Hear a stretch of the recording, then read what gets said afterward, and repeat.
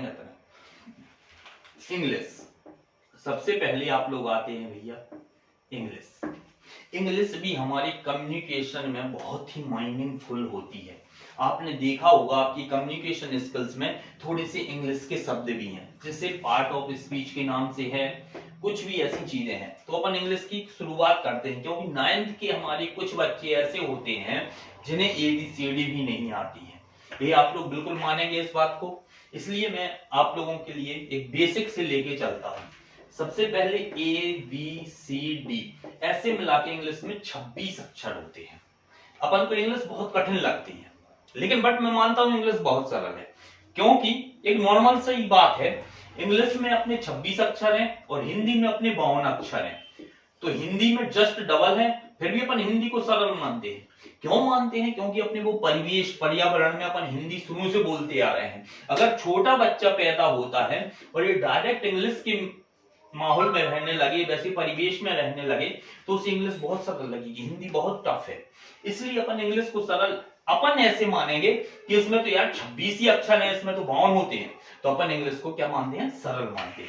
अब बात आती है इंग्लिश में ABCD, जो कि इसके अल्फाबेट्स होते हैं, ये कहलाते हैं अल्फाबेट्स। अल्फाबेट्स को दो प्रकार से विभाजित किया गया है, एक कॉन्सोनेंट, दूसरा वोवेल्स।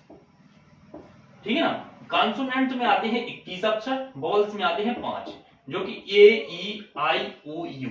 ठीक है ना? 5 अक्षर आते हैं, A for apple, E for elephant, I for ink, O for orange, U for umbrella. इतने अक्षर आते हैं अपने वोवेल्स में, और बाकी आते हैं कॉन्सोनेंट में। बाकी जो 21 अक्षर बचते हैं वो सभी कॉन्सोनेंट में आते हैं। ठीक है ना? इन वोवेल्स का बड़ा रोल है। मैक्सिमम जो वर्ड होते हैं इंग्लिश में, अधिक से अधिक वर्ड कोई भी बिना वोवेल्स की सहायता से नहीं बनता है। वोवेल्स होना अति आवश्यक है 99%। ठीक है ना? 99% words in English used with vowels. You know that. First of all अपन एक बेसिक चीज से मालूम करते हैं, आर्टिकल्स। आर्टिकल्स क्या है आखिर? आर्टिकल्स एक बहुत छोटी सी चीज है, ए एंड द। अब सभी बच्चे समझ गए होंगे आर्टिकल्स क्या है। अगर पूछा जाए उनसे आर्टिकल क्या है, बड़े कंफ्यूज रहते हैं। अगर उनसे बोल दिया ए एंड द का प्रयोग, हाँ सर हम जानते हैं, सभी उचक के बोलते हैं। जैसे कि ए, अपन लगाते ए बैग। क्यों लगाते हैं बैग? इसका क्या पहचान है? कहां हम ए का प्रयोग करें? An, elephant. कहां हम एन का प्रयोग करें? द, हिमालय। कहां हम द का प्रयोग करें? अब बात आती है अपनी ए एंड द, इनके प्रयोग की। एक प्रयोग अपने एग्जाम में भी पूछे जाते हैं, आप लोगों की इंग्लिश लिटरेचर में भी यही पूछे जाते हैं। ए का प्रयोग होता है जहां पर कोई भी शब्द का पहला लेटर, जो पहला शब्द है ना बी, इसको अगर बोलते हैं, जैसे इसे बोलते हैं बैग, बा की आवाज आ रही। बा क्या है? अपना स्वर है कि व्यंजन है? ए है अपना व्यंजन, इंग्लिश में बोले तो कॉन्सोनेंट। व्यंजन की जहां आवाज आए उधर अपन बी का ए का प्रयोग करते हैं। और जहां स्वर की आवाज आए, एलिफेंट, एलिफेंट की आवाज आए, मींस वोवेल्स की आवाज आए, उधर अपन एन का प्रयोग करते हैं। आप लोग ध्यान देना इस चीज को, मैं ये नहीं बोल रहा हूं कि जहां पर वोवेल्स लिखा हो या स्वर लिखा हो या व्यंजन लिखा हो, लिखने की बात नहीं कर रहा हूं मैं, केवल आवाज आने की बात कर रहा हूं। ये शब्द आप जब पढ़ेंगे, जब आपका पहला अक्षर स्वर निकलता है या व्यंजन, जब स्वर निकलेगा तो आप एन का प्रयोग करेंगे, और व्यंजन निकलेगा तो आप ए का प्रयोग करेंगे। देन आती है बात दा की। दा कहां यूज करें? दा हर जगह यूज होता है।